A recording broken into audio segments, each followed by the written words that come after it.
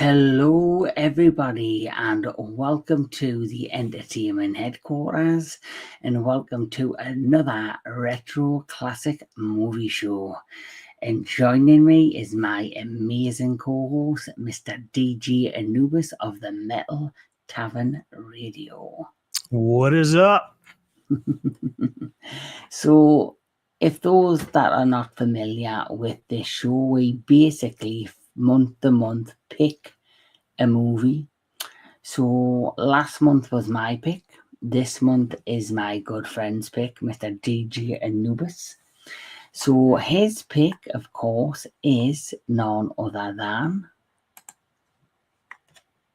Passanger 57. So my good friend, what was it about Passenger 57 and why did you want to choose this particular title?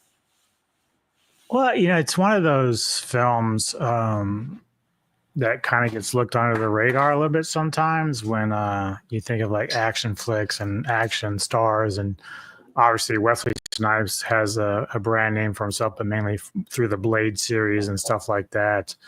But this is one of those films that I kind of forget about every once in a while because it's just something that no one really talks about too much. But you and I, we like to revisit a lot of these classic films, and this is one that I thought that we needed to kind of go back and pay some tribute to, because there's some great casting in this with the actors, and the story's fun. So yeah, that's pretty much the reason why I wanted to come back to it and review it with you. Yeah. Well, in the chat we have Mr. Anthony Jordan. Thank you for Jordan us for joining us. Thank you for joining us. Mr. Little Lucky. And of course we have Gojira 851. I think it's going to change his name to Loverboy.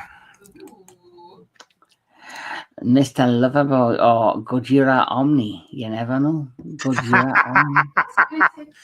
He's going to take her last name. Omni Kaiju. Mm-hmm.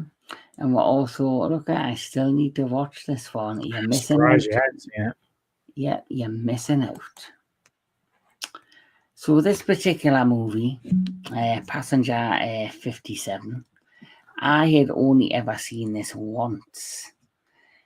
And it probably was a long, long time. I couldn't even remember when I first seen this, but I've only seen it the once. So revisiting it was quite a pleasant surprise. So let's get into it. Let's get cracking. That's right. Passenger 57 is a 1992 American action thriller film directed by Kevin Hooks. The film stars Wesley Snipes and Bruce Payne, with Snipes portraying a security consultant who finds himself forced to foil a plot to free a captive terrorist during a commercial airline flight. Critical reviews were mixed, but the film was a box office success and made Snipes a popular action hero icon. Yep. Now, out of all the films that he starred in, I can't believe this is the one that's kind of got him like his first, like, you know, people were turning their heads at him. Mm-hmm. So, did you notice him first in this movie, or? I'm even trying to think, because I think, and I'm trying to look if whether or not, no, so I was right. No, so I actually saw him first, believe it or not, in a smaller role. This is also kind of the same time that I was discovering Lawrence Fishburne was in a movie called King of New York. And so Snipes is in there as a cop, but he's in a supporting role. But, you know, he's also at the time he did the first major league film, you know, is the guy in that film as well. So, but as far as like him becoming the star, and to mention, he did do White Man Can Jump the same year. So that kind of blew up his credibility as an actor as well. So, but as far as action, yeah, this is like something that we're going to, you know, we're going to run with this guy. He's got some charisma and a good actor, and we're going to try to put him in these action films. And they really did kind of start, you know, his career, because then, of course, he went to do Rising Sun and Demolition Man and stuff like that. So, mm-hmm. See, you've mentioned that White Man Can't Jump. That's the first, I would say, first major film I remember him in. Yeah. Well, I think White Man Can Jump was far more successful than Passenger 57, probably. And then after that, Demolition Man, yep. which I think we've already covered on this show. But this film stars Wesley Snipes, as I've said, and it's basically, it starts off. This film basically, it starts off with the British international terrorist and narcotics kingpin Charles Rain, whose career has been dubbed as the Reign of Terror by the media. So he's basically arrested in Miami by the FBI. And after he's basically arrested, he's then, you know, sentenced, and he's prepared to, you know, go on a passenger plane to wherever he's about to go to be, you know, kept and locked away for many, many years. And then you've got Mr. Wesley Snipes' character, who basically he doesn't really want to be, but he's assigned to be on the passenger plane is like the security consultant, which I think is very weird. Like, I don't know why, if you've got a major terrorist who's like, you know, internationally famous for all the crap they do, why the hell would you put them on a passenger plane? Right. It's like putting Osama bin Laden on a fucking, an American Airlines flight that's G-Fest. It just wouldn't work. And I just like how, like, I was thinking about it. What was it? There was because, like, you had people that were on this flight, but they weren't really like fully vetted. So his support cast going on there was quite funny because it's like, because like I remember when there's a scene where Marty and Cutter get down to the galley of the plane, and she's like, "Oh no, there's always a guy down here." I'm like, "Yeah, but he doesn't look like that. He looks like he's pissed off at the world." Like, Yeah. I'm sorry, I'm being attacked by my cat. She is now literally lunged onto the side of my leg, and I haven't clipped her nails, so now her nails are near me groin. Oh, And it's not a pleasant feeling when you're live on YouTube. yeah. But yes, so he gets assigned this job to be on the plane. He also, if we look at the rest of the cast, we have obviously Wesley Snipes is John Cutter, a veteran law enforcement officer turned airline security expert, haunted by the death of his wife. Like we say, we've got Bruce Perry, get your teeth in, Bruce Payne as Charles Rain, a sadistic international terrorist, mastermind, and drugs lord who hijacks the plane to escape custody.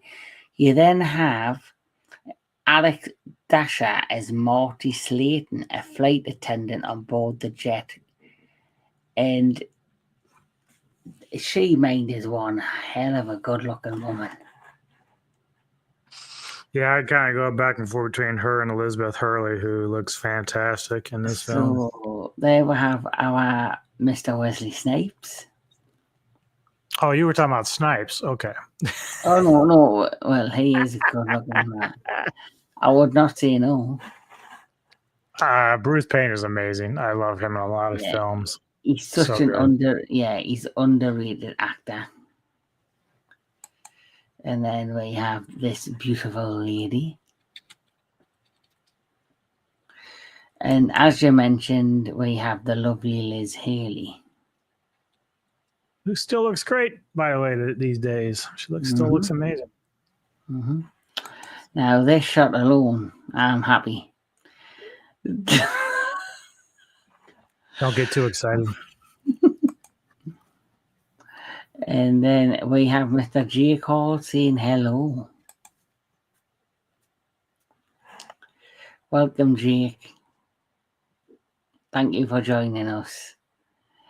But like you say, they get assigned to the flight, and he is then handcuffed, and the flight quickly takes off, and you can tell there's something wrong with the flight. You immediately know that there's something not right with it, and before you know it, Bruce Payne's character, he breaks out on the flight and immediately hijacks the plane.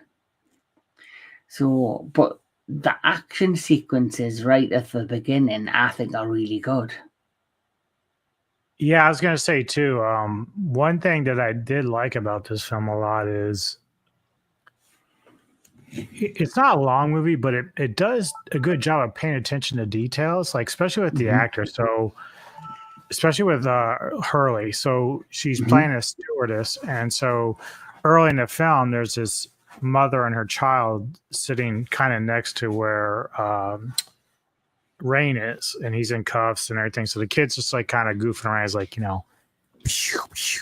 with the fake gun in his hand or whatever. And so Payne, of course, is, doing it back. And so that's a nice touch of detail. But the way that Hurley interacts with the kid is very loving, very friendly, sweet. And then there's just that turnaround moment when she's pulling out the gun and killing the officers that are with Rain. And it's like, whoa, big 180 there. It's like a really, really good moment.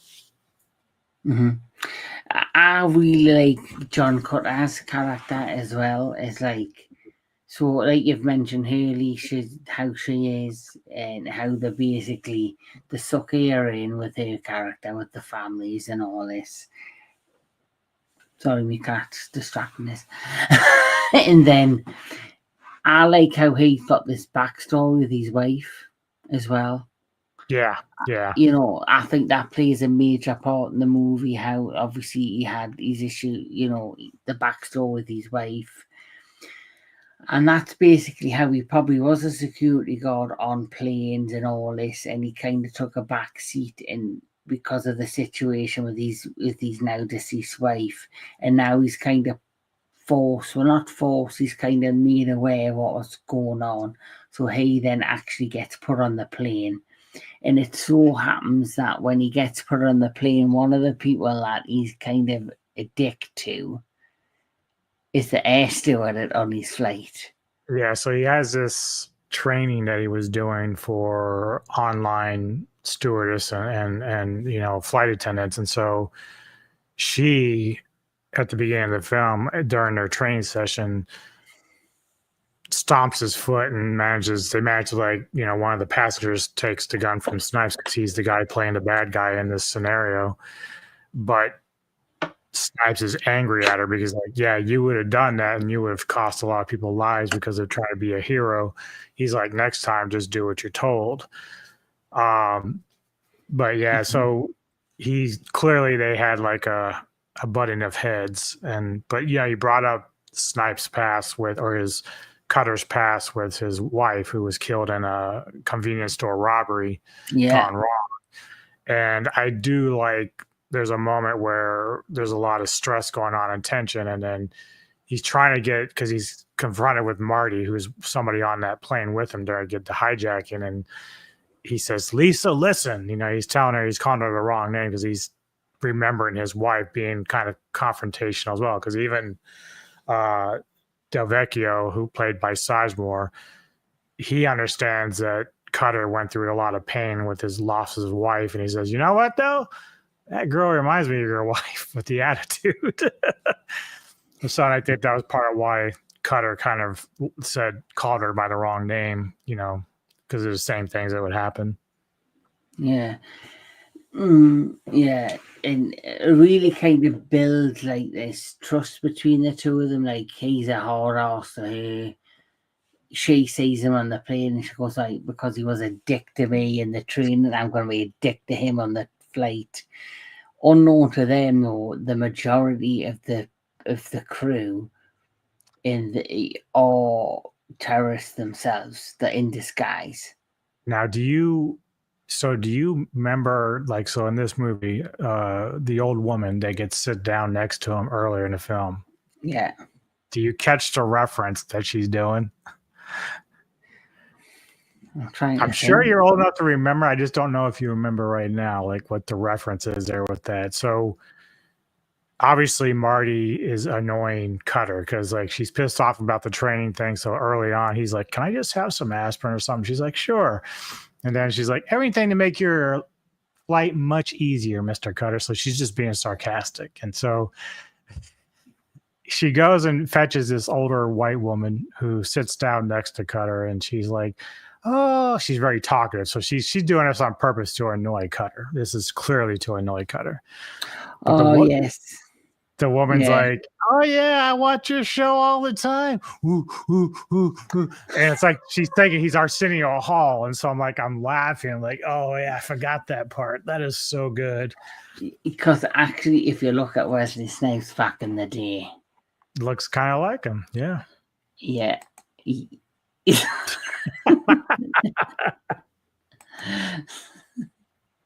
Yes, he does. Like, obviously, over here in the UK, I don't think we got the show, the City Hall show. We never got it, but I do know he had. Didn't he have his own talk show? Yes, he did. That's what it's from. Yeah. Yeah. So, but now that you've mentioned it, and I look at Wesley Snipes, I'm 100% yep. I see where it comes from. So obviously, not long after the flight takes off, the lovely Liz Hurley, who you think obviously is just this really nice air stewardess. Her and the henchmen, alongside obviously Tom Payne's character, end up hijacking the plane. And the great thing about Tom Payne, he's the best person, I think, that is playing bad guys. Yeah. Yeah, he's amazing. Like, we've done another review with him on the Into the Darkness. He was in the Wishmaster, I think 3 or 4, and he does a great. I think is it Wishmaster? No, Warlock 3. So he's in Warlock 3. Warlock 3. He was in that, which I think that film should have just been a standalone, not even connected to the Warlock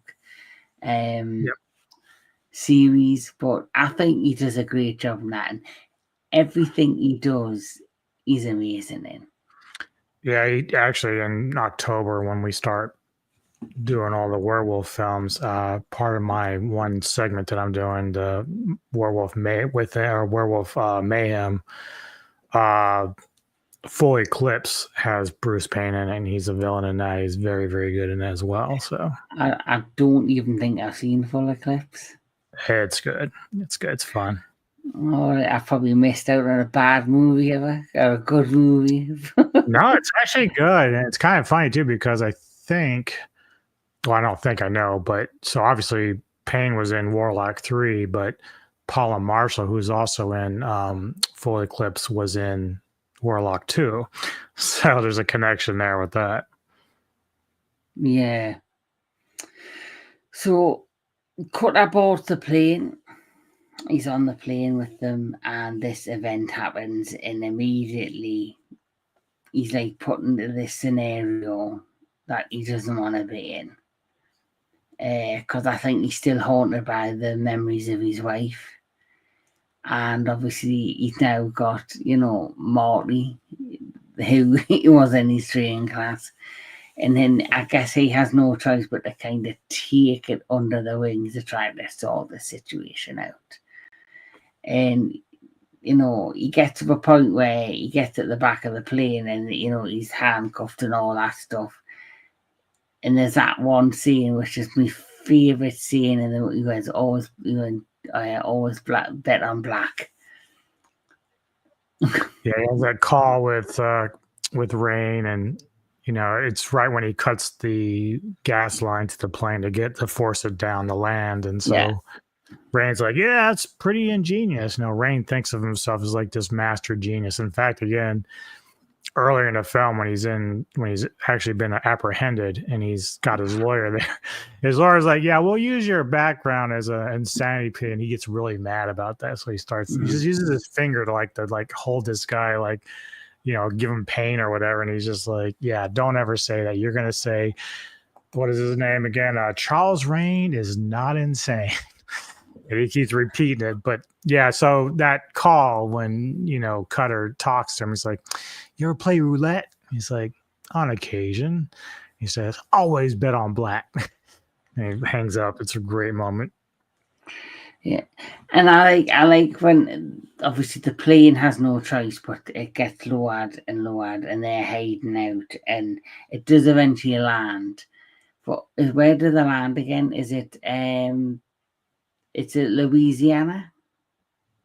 I think so, but it's a small airport, so it's not even meant for jumbo jets. It's like smaller planes, and but it is kind of funny because it's like a little town basically. And what are you doing?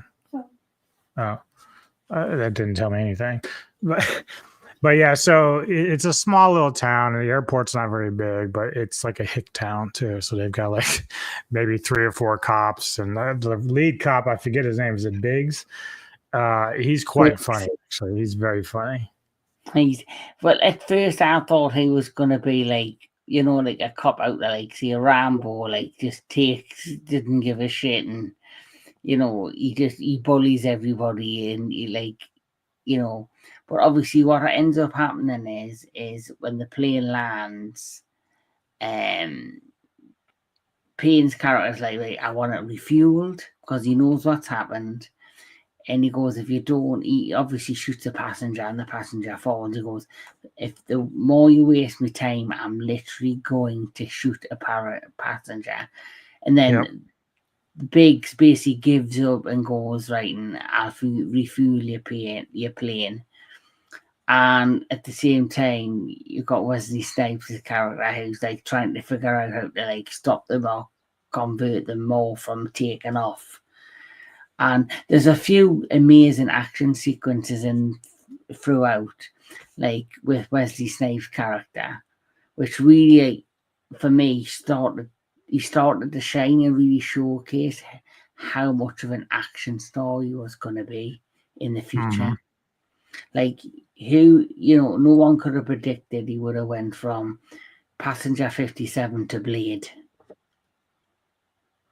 Right. Like Blade's probably his most memorable character outside, I would say, Demolition Man. Mm-hmm. Yeah, well, it was funny too because he had done, say, Boiling Point, Rising Sun, and then Demolition Man did very well because obviously you're with Sylvester Stallone in that, so it's a big deal. Mm-hmm. And then he did like Sugar Hill and Drop Zone, and those did okay, but nothing, like they didn't really keep his popularity that high at the time. Mm-hmm. And then of course he went and did a movie that she really likes called Tu Wong Fu, where he's just being an action hero doing drag. Yeah. So that changes this dynamic. But then once Blade came out, he's back to being like the badass, like Yeah. What's he called? Patrick Swayze's in 212 as well. John Leguizamo. Yeah, he is absolutely hilarious in that as well. He's like the straight face of the drag queens that like just kick ass. Me and Nick will have to have a 212 night together. That won't surprise me. I'll be stepping out to do something else during that time. My name is Latoya Jackson. Jesse's daughter. Yes. But okay, little bitch. My cat's just now biting me fingers. She's got no teeth, but there's something biting me fingers. Oh, it's her claws. For anyone that does not know, I have took my cat to the vet, and she is recuperating next to me, and now she won't let go of me. She's wants her daddy. She's like, yeah. So Goji's right. U.S. Marshals was good. I actually like that a little more than The Fugitive. Yeah, I agree. I think it's better than The Fugitive. But they are kind of different. Like U.S. Marshals is a little Mm-hmm. bit more action, where Fugitive is a little more drama and thriller. So, So Anubis, carry on with the plot because I'm mixed up in mind very well. You're being attacked. Okay. Yes. So basically they're landing at this airport that's a smaller place, and so obviously at first the tower's like, you can't land that thing there. We don't have the capability for this jumbo jet to come land down here. But because of the fuel loss, they don't have a choice. And of course, Rain is like, we're coming whether you like it or not. So just be ready. We're coming down. So the plan is obviously Cutter is going to try to get off of the plane through the under part of the carriage of the plane itself. And when he does, the local cops pick him up thinking that he's either a stowaway or he's part of the problem. And they don't know who he is. So they arrest him and they take him to Biggs in the tower. And, Cutter explains who he is. He's like, I'm this, and this. You got a terrorist on board. Don't give him fuel. Don't do this. But I love this moment, too, because while Biggs is trying to negotiate with Rain says, hey, one of my crew jumped off, abandoned us. And I would rather deal with him personally, but if you feel like the need to hurt him, I won't hold it against you. Because obviously Cutter doesn't have his ID on him or anything, so he's like, he can't really prove who he is. Yeah. But that's such a cool moment because it shows you Rain's always forward thinking. Yeah, is that not when Biggs arrests him and when he's talking to him on the phone, he's like, "Oh, he's the black guy." Basically, he's like this. He's like the token black guy. He's a black guy, and he's like, "All right, shit, we've got your man," and he's jumped ship. We've got him, and then the next. When Biggs goes, well, tell me, Mr. Cutter, if I was in your situation, what would you do? And he says, kill myself.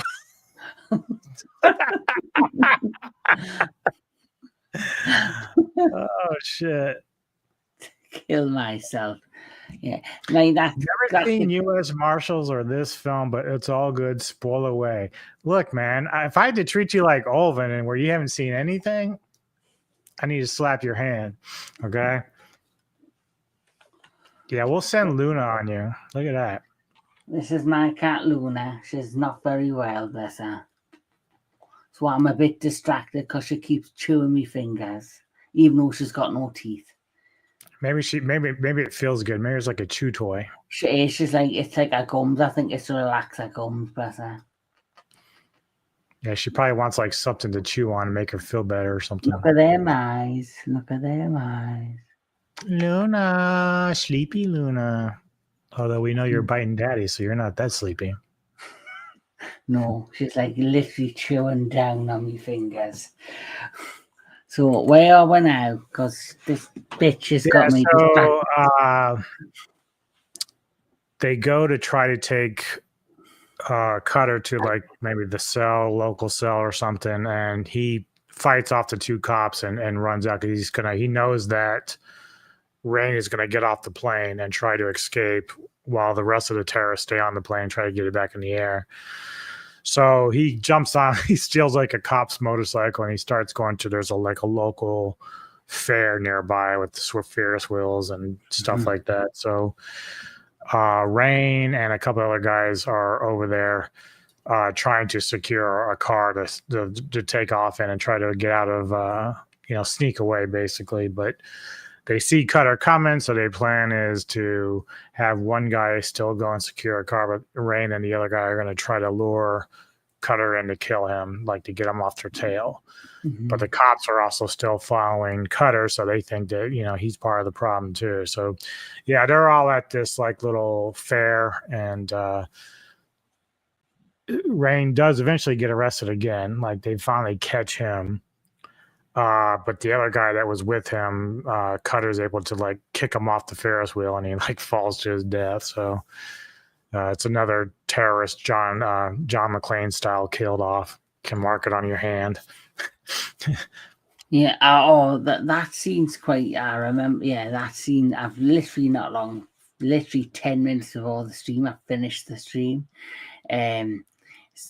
Finished the movie, and I remember them in the Ferris wheel, and then end up back at the airport because the plane's now refueled. They're now back on the plane. There's like a bit of a scuffle, and the plane takes off again with the passengers. And obviously, Thingy Payne's character doesn't realize that Wesley Snipes' character has basically managed to get into the cargo hold of the plane.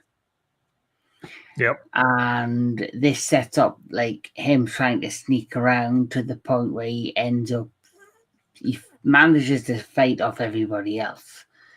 And then obviously you've also got the character, you've got my mind's went blank.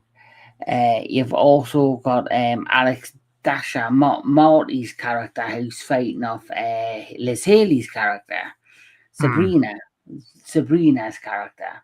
Yeah. So Sabrina's the character.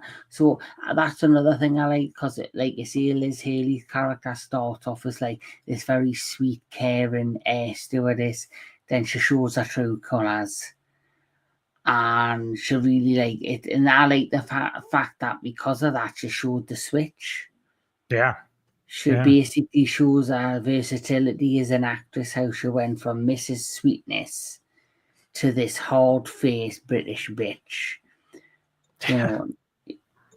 You know, Yeah, because even at the beginning, when they're first, like when Sabrina and Marty are kind of get to know each other as flight attendants, the conversation is very normal. Like they're just having fun and sweet, and so that minute that Sabrina changes, like it's like, oh shit, like I didn't see that one coming.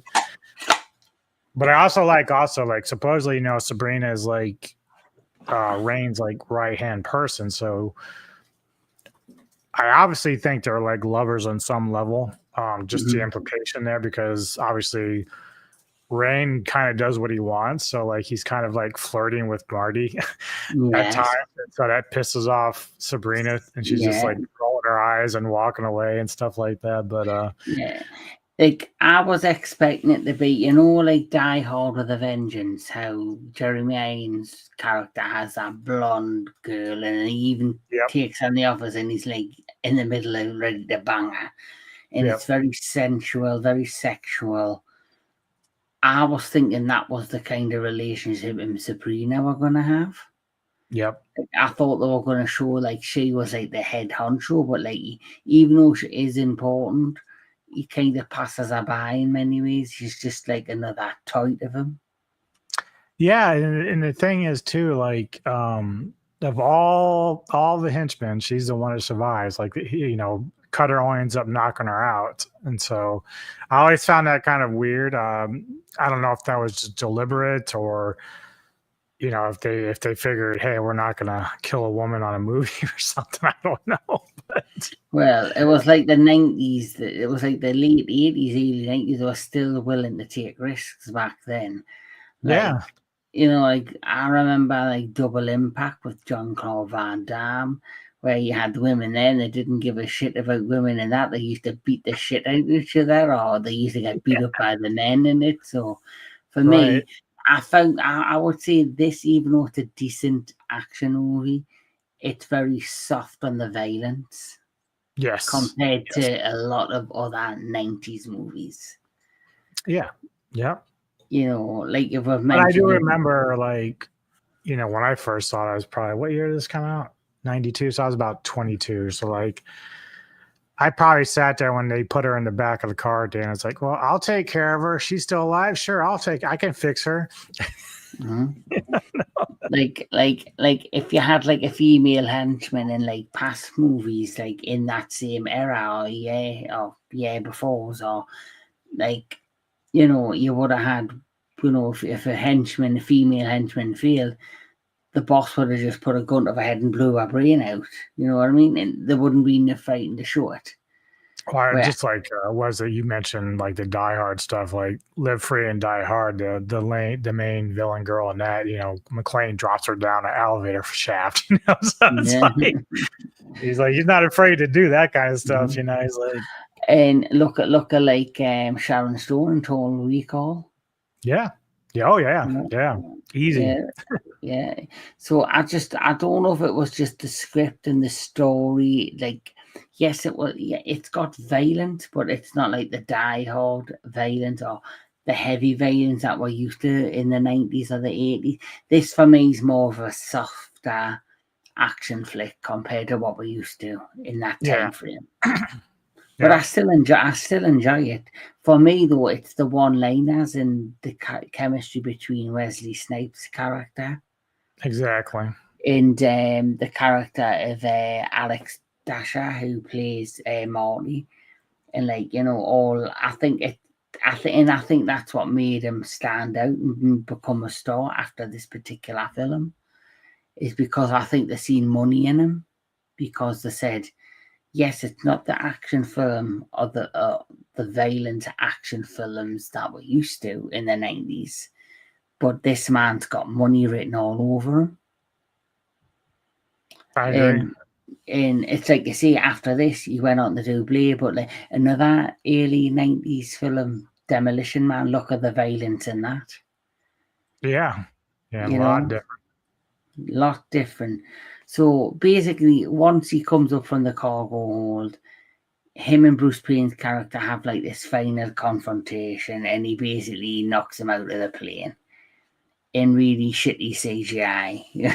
like a sequence where he flies out the plane and then he saved the day. And they tried to like do like the ending's very much the end of, say, the first Die Hard, where he saved the day and he gets into the car and he drives off with Marty. But it doesn't have it, even though it's a good, but it doesn't have the same impact. No, it doesn't. And that's you made a good call there because like around the same years when they did Die Hard 2, Mm-hmm. and in the end of that, you have that cop from the airport, asking McClane if he wants a ride on that little golf cart with his wife. And he declines. Well, this is similar because they declined to go with Biggs in the car. Yeah. But I did like when Biggs was like, "Hey, you see my wife's gun?" Yeah, it's a good film. I do like it, but it just doesn't hold the impact the way other early 90 films do. Yeah. But what stands out for me is Wesley Snipes' performances in the one-liners, and obviously Tom Payne's he's just amazing as always. And for me, this was the start. This film was one of the starting points of Wesley Snipes' career. Yeah, I guess it turns out that there was a couple films offered to Steven Seagal at the time. One was this one and Under Siege, and Seagal did Under Siege. So in many ways, yes, I know Under Siege is a bigger, more flashier film. That obviously got more memories, bigger film. But the fact they turned this down and Wesley Snipes got it, it does make you think what kind of film it would have been if Steven Seagal did this. Would they went of a more darker, grittier route with it? Mm-hmm. But either way, it's a pleasant surprise that he did turn this down, because if he hadn't, Wesley Snipes might not have got noticed the way he did. Yep. Exactly. So there's good and positives in a lot of movies. And one of the positives is this brought us Wesley Snipes. And like you say, he was brought back in many ways in Deadpool versus Wolverine as Blade again. And ever since he did that cameo on Deadpool and Wolverine as Blade, people are crying out for him. Oh, yeah. I really think it's now reunited his career, and I'm looking forward to see what's coming down the pipeline with Wesley Snipes. Me too. I know he went through some personal issues for a while there. Yeah. So, in your opinion, if you had to rate this, or what's your final thoughts on this, and how would you rate this? So, you're right. Like, this is a good film, but it does have its problems, and it's mainly just because it's got all the funny one-liners. I think that's one of the big reasons why Snipes did so well with this, because he was able to kind of have fun with it. And again, Bruce Payne is amazing as the villain in here, but I don't know if it necessarily holds up to a lot of the action films that we like around this time. Like it's one I do recommend people check out, but it's not something that's ever going to be like a 10 out of 10 for me. So I'm probably going to fall more around like an 8 out of 10. I think it's still enjoyable. It's just not like something I'll watch all the time, but I love coming back every once in a while and sitting down with it and just kind of watching it. But it's not something I would say is going to be, super A tier stuff. Yeah, I'm probably a 7 out of 10. Mm-hmm. I like it. I don't think it's memorable as the way, other 90s films are. What, like I say, the things that stand out are the things that mean the most of this movie, and that's Wesley Snipes and Tom Payne. Apparently Denzel Washington was considered for the role. Imagine that. Ooh, this would have been a completely different movie. Yeah. But then the fact that Denzel Washington's name was dropped, that shows you how much his career was on the rise as well. Yeah. But like I say, Wesley it's like this, you know, there's lots of actors that we remember greatly now who have to go through bad roles or okay roles to get to the roles that made them famous, and this is one of the ones that Wesley Snipes had to go through. It's still a fun movie. I still enjoy it, but is it something I would go back to? Maybe if it was on TV, or if I had the choice, you know, if I was flicking through and it was there, I'd probably watch it. It's not my favourite Wesley Snipes movie. What would you say your favourite Wesley Snipes film is? I mean, I love Blade. Yep. That's certainly up there. But I do think really what's really fun, and again, I think this helps after Passenger 57, is that Demolition Man, him playing Simon Phoenix and the one-liners that are put in there, that, you know, that was a movie that kind of really elevated Wesley even more before Blade. So it's like Blade is fun because of what type of film it is, but Demolition Man is that whole like apex action film that we like as guys. Like that's total guy stuff, you know, pretty girl, Stallone, Snipes, bad guy Snipes, and he's charismatic and he has like these great, you know, sassy one-liners as a bad guy. So it's really a great role for him in that. Yeah, and there's rumors and it's been talked over a few years that they're going to do a sequel with them both, with Wesley Snipes and Stallone. I think no disrespect to them, I think they should leave it though. Yeah, you know, why break? You know why? You know what's the saying? If it's not broken, why fix it? You know what I mean? Yep. You know, there's that scene, and it's like another cash grab. Like there's even talks of a new Face Off. You know how long? You know how long have they been talking about doing the second Face Off?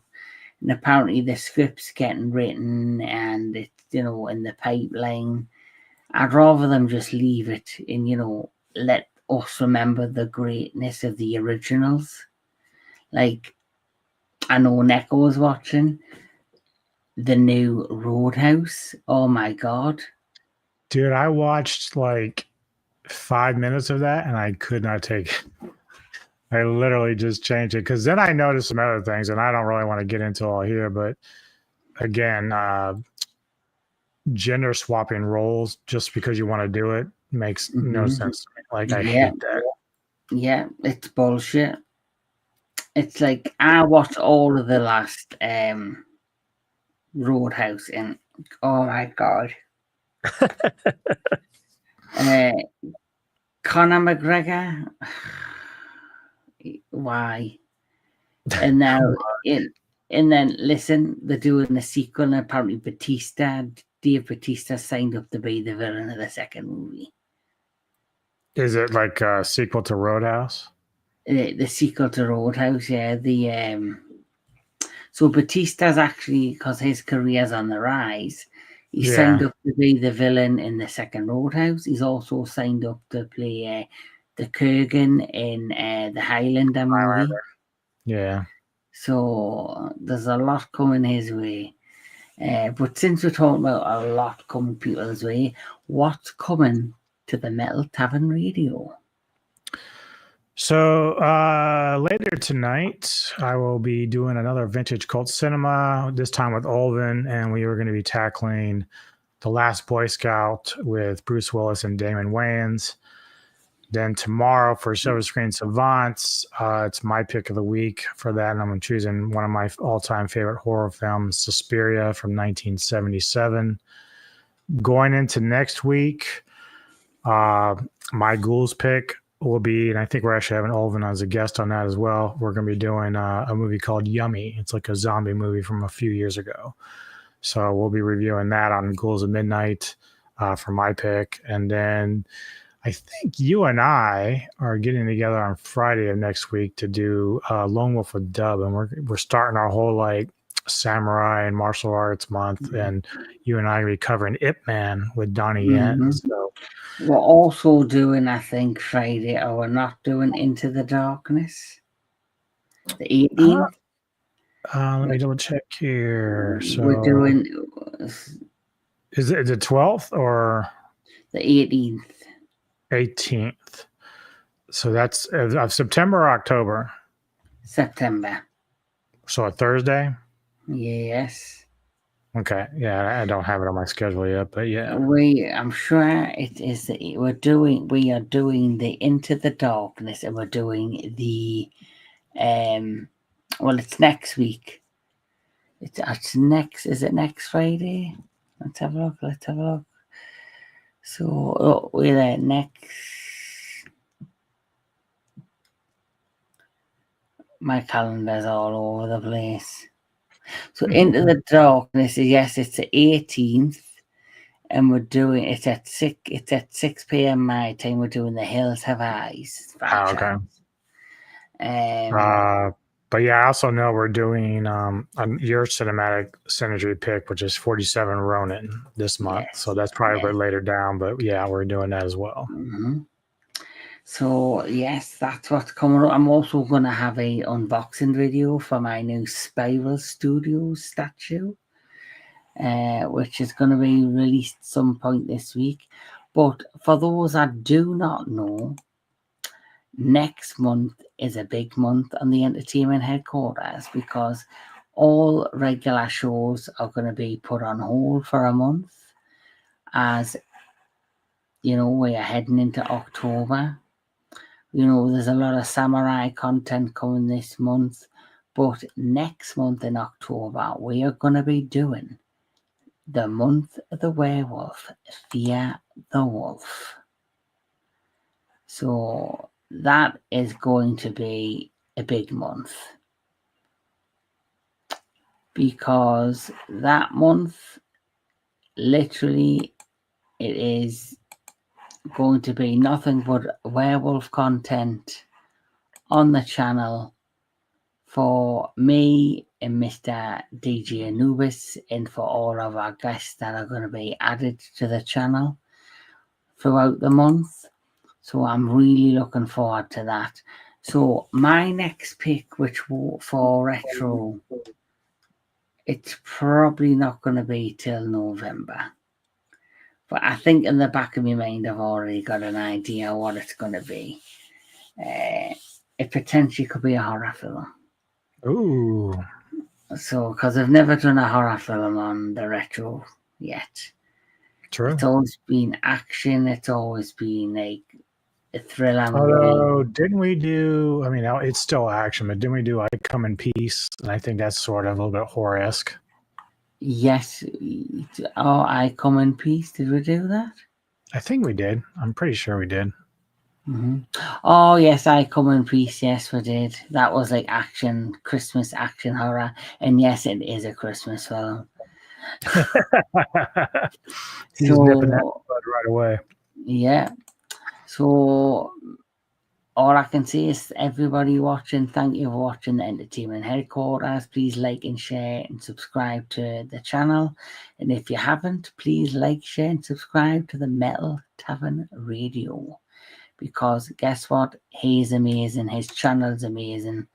And like we say, this has been the Retro Classic Movie Show. This has been the Entertainment Headquarters. Keep loving your movies. Keep loving all things entertainment. And we'll catch us all on the next one. Peace.